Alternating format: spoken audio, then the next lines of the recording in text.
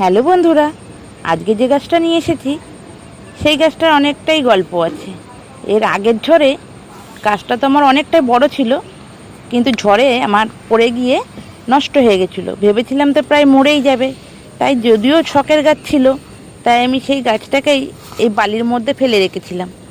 তো আজকে দেখো সেই গাছটার অনেকটা পাতা বেরিয়েছে এবং গাছও দেখছি হচ্ছে। তো চলো দেখা যাক শিকড় বেরিয়েছে নাকি।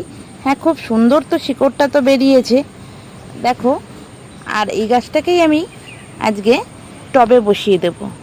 আর এই গাছটার নাম তো আমি জানি না, তোমরা যদি এর নাম জেনে থাকো তাহলে আমাকে কমেন্টে জানিও।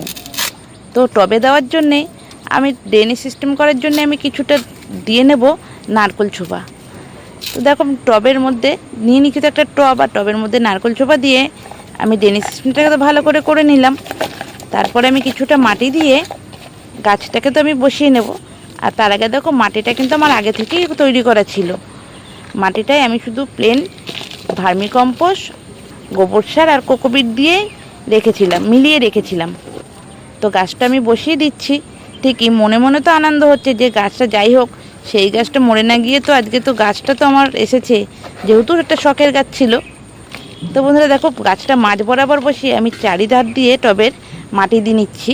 যেহেতু গাছটা খুব নরম, তাই আমি আস্তে আস্তে ধীরে ধীরে খুব সুন্দরভাবে যত্ন করে আমি মাটিটাকে দিয়ে নিলাম। এরপরে আমি দিয়ে নেব একটু জল।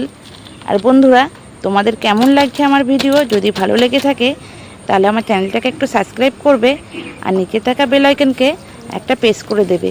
তাহলে আমার আরও নতুন নতুন ভিডিও তোমরা দেখতে পাবে। আজ তবে এইটুকু, দেখা হবে আবার পরের ভিডিওতে। টাটা। ঠিক আছে।